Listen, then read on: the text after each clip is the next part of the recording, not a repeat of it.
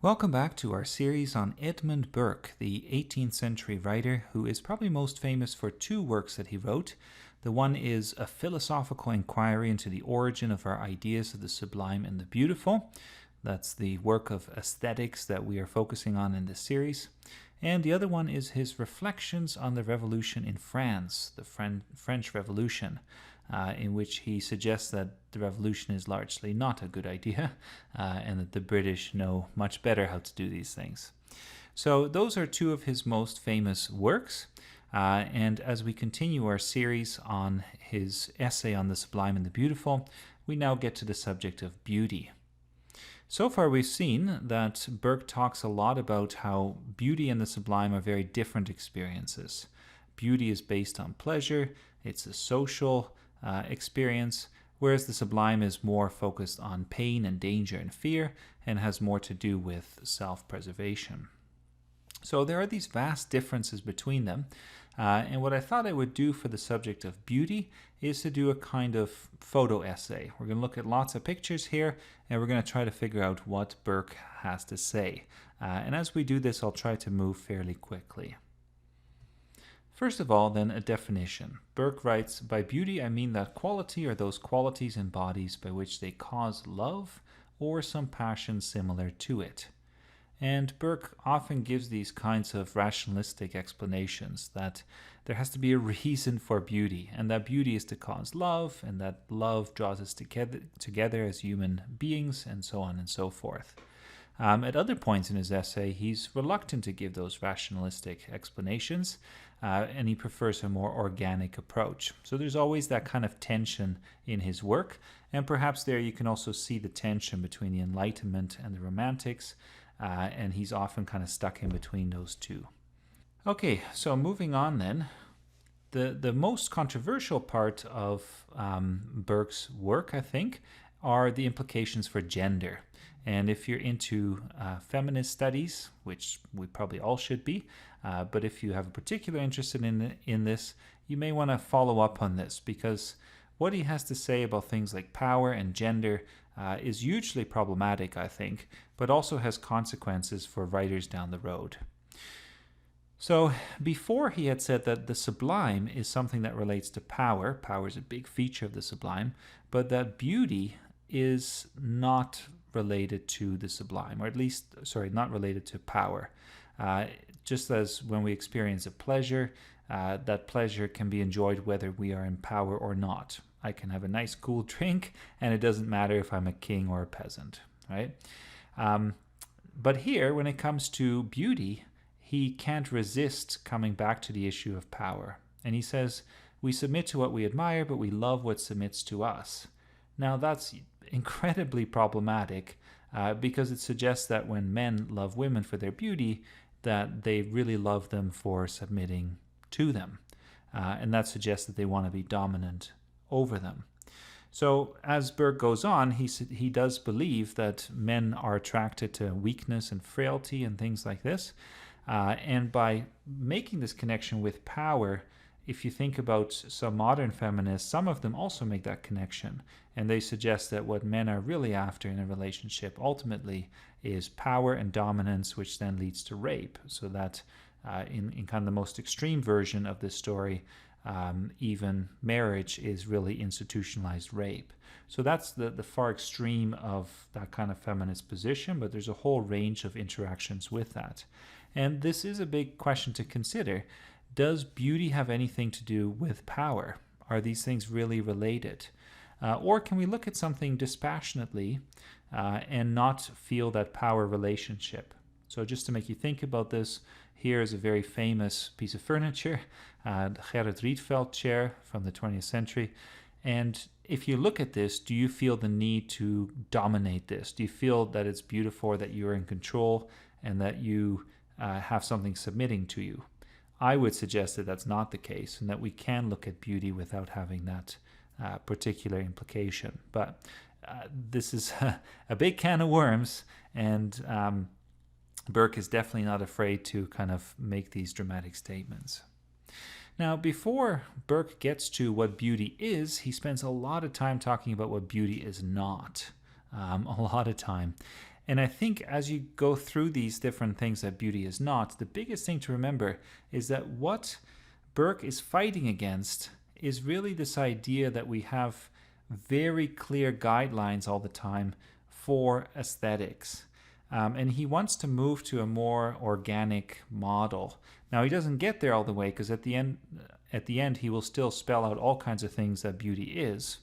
And you may disagree with some of what he has to say.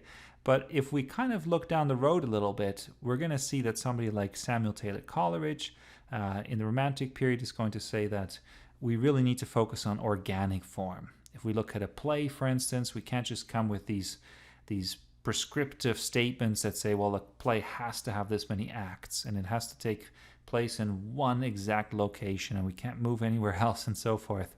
And Coleridge will say, well, no, just like if you look at a tree, it has its own shape, its own form.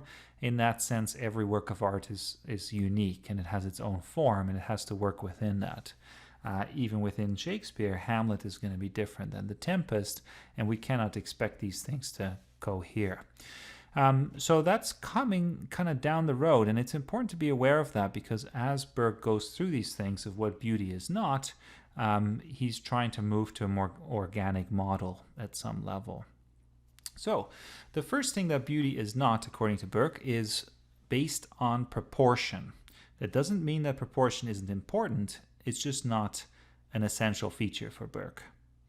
And he makes a number of arguments here, so he gives some examples. One of the things he says is, if you look at nature, there are all kinds of proportions.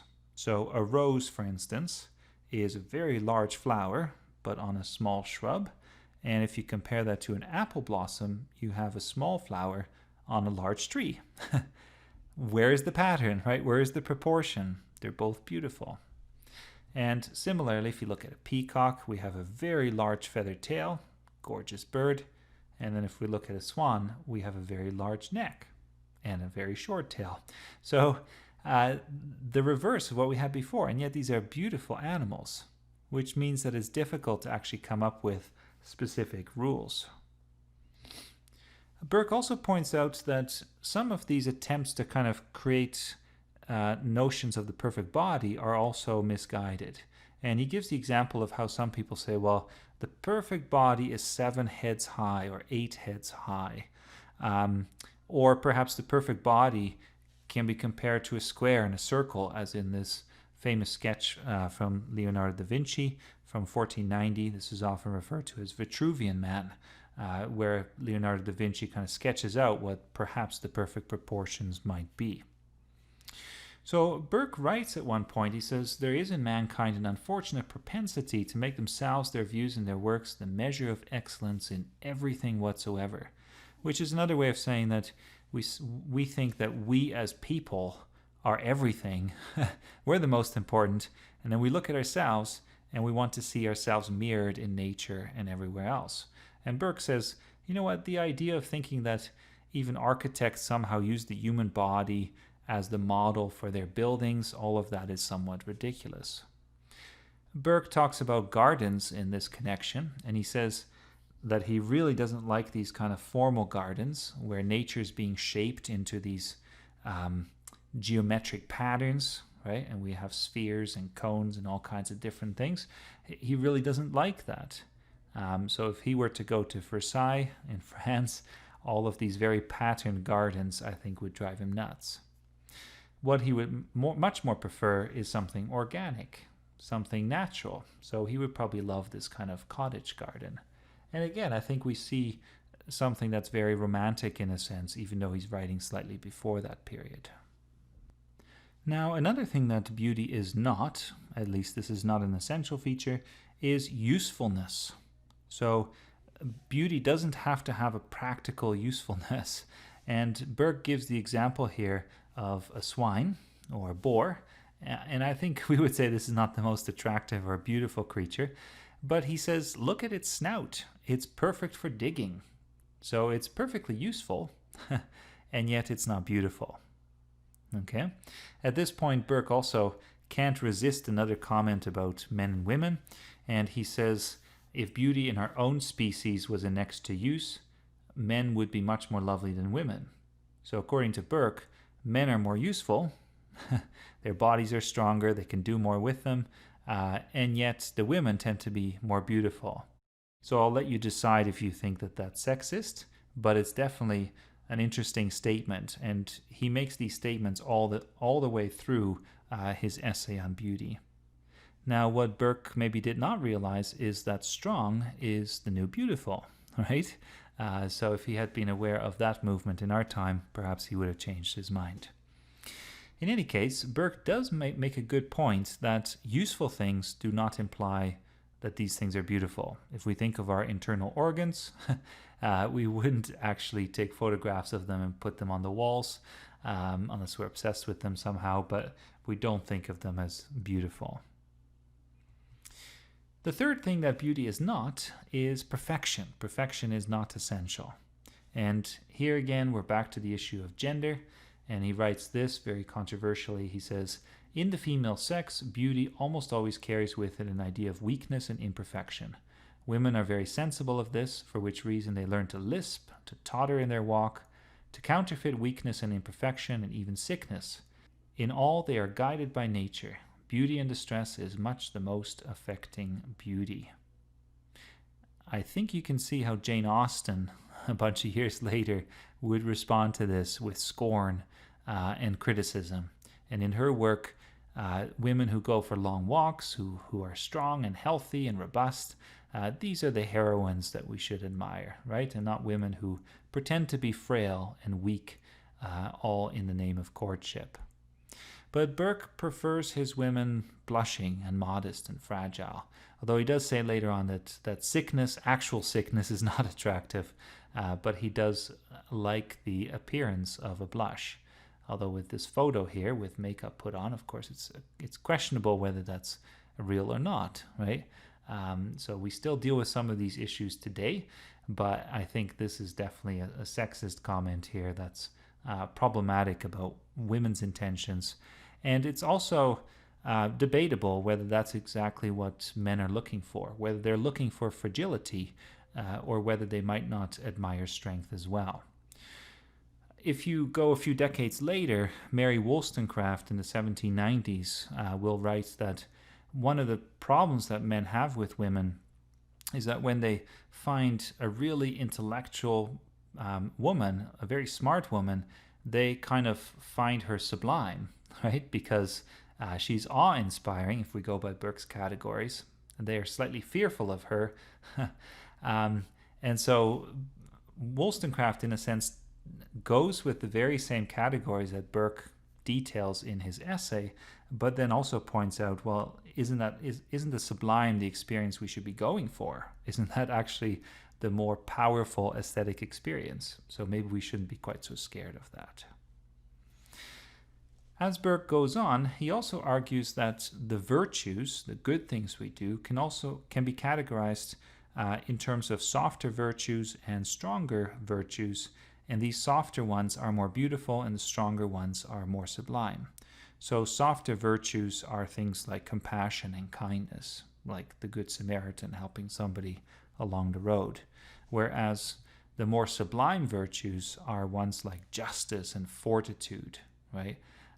Things that make us slightly afraid, perhaps, make us stand in awe. These are much sterner kinds of virtues.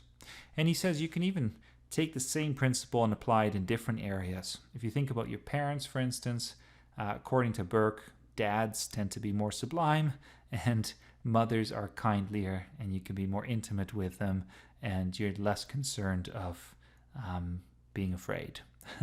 I think parenting has changed a lot as well, but that's kind of Burke's perspective here. So now that we've seen what beauty is not, or at least not essentially, let's focus on what beauty is for Burke, and we'll go fairly quickly here through the different features that he identifies. First of all, beauty for Burke is mostly small things, whereas the sublime, we tend to deal with things that are very large. And Burke points out that in many different languages, we use something called the diminutive, where we use a word specifically meant to show that something is tiny or small. So in English, we might say darling, for instance, which is really dear, with the ling added on at the end, to make it kind of seem intimate and cute and so on. So the diminutive is a great example of how small things are attractive to us. We also like things that are smooth, and Burke really hates rough textures. He doesn't like angles and things like that. He likes things that are smooth, at least when it comes to beauty. Another thing that Burke really likes is gradual variation, and he gives an example here of the upper body of a woman. And he talks here about the breasts and the neck and so on, and he says that he really likes, quote, the smoothness, the softness, the easy and insensible swell, the variety of the surface, which is never for the smallest space the same, the deceitful maze through which the unsteady eye glides giddily without knowing where to fix or whither it is carried. It's quite the description, isn't it? So this focus on the deceitful maze suggests that for Burke, women are definitely a temptation. And any kind of reference to the unsteady eye suggests a lack of stability, right? There's danger here, which again might make you think, well, isn't this sublime? Shouldn't people be more afraid of the deceitful maze? But I do think this is a very problematic description for kind of suggesting that a woman's beauty is a maze that's going to lead you astray, just in itself, because it's not very far from that to some kind of judgment about women being evil in their tempting ways, right? So we do have to be careful with that kind of language, or at least be aware of how writers in the past have used it, and note that often they misuse that language. The fourth thing here is delicacy, and by delicacy we mean that things are not huge, not imposing, but somewhat fragile, somewhat delicate. And the example here is of something like an orange tree, which when you compare with an oak tree is sublime, right? It's majestic in its landscape, it dominates its landscape, whereas an orange tree is pretty and fragile and delicate and beautiful, according to Burke. Here too, of course, Burke talks about women, but we've covered that quite a bit already, and we now know that his views are often problematic. Bright colors are beautiful, whereas the Sublime tends to focus on dark colors, brown, black, purple, that kind of thing. Burke likes bright colors, probably not too bright. I chose the picture of a parrot, maybe that's a bit too bright. But Burke likes nice, bright, vibrant colors. He also talks about physiognomy, and the physiognomy is the face, the facial expressions. And Burke suggests that the face should show the character, right? So if you have soft features, that might be expressive of amiable qualities within. Again, a kind of problematic argument, because if you are not the most attractive looking, doesn't mean that you can't have beautiful qualities within. Eyes. Burke loves clear, clean eyes that are slightly slow and languid. He doesn't want eyes to be darting all over the place and moving and so on. If you remember Alexander Pope's poem, The Rape of the Lock, the main character there, Belinda, her eyes are darting all over the place. And that shows actually in that poem her flightiness, her instability. And that notion of the slow and languid eye is a more common trope during the period. Burke also likes gracefulness, and he describes this as a kind of je ne sais quoi quality. Can't quite put our finger on what it is, but we just like something graceful. He likes elegance, especially when it comes to shapes and forms. So simplicity and elegance. And he also likes touch. And I picked this picture of a rabbit. Isn't it cute? Nice and soft, nice texture. You just want to pet it. So that's another feature of beauty. And lastly, he likes pleasant sounds, tastes, and smells, which is quite a large category. He does spend a lot of time talking about music, and he likes his music mellow, a little bit melancholy, quite beautiful. I think going to a pop concert would not be so great for Edmund Burke. But now you kind of have a pretty good sense of what Burke finds beautiful, and how even though he has these rules, he does come up with a bunch of rules, he is trying to be more organic and not have too many prescriptive things. Finally, here's a quotation about the difference then between the sublime and the beautiful. And he really states it very starkly. He says they have completely different foundations. Sometimes you can put them together a little bit, and the sublime can do with a bit of beauty. Beauty doesn't detract from the sublime too much, but the other way doesn't work super well. If you have something beautiful and you add the sublime, you tend to lose that beauty. It just gets completely swallowed up with the sublime. Artists then should take heed and try to keep these separate, and when they create a work of art, really decide, is this going to be beautiful or is it going to be sublime? Now, as we go on in time, these categories are going to be kind of contested. So a great example is something like Wordsworth's I Wandered Lonely as a Cloud, where Burke looks at all these daffodils. Daffodils are supposed to be beautiful, right? They're small, and yet Wordsworth tries to make them as sublime as possible. So that's just one example of the ways in which Burke's ideas will be contested down the road. But I hope you enjoyed this photo essay and you have a good sense of how Burke would define beauty.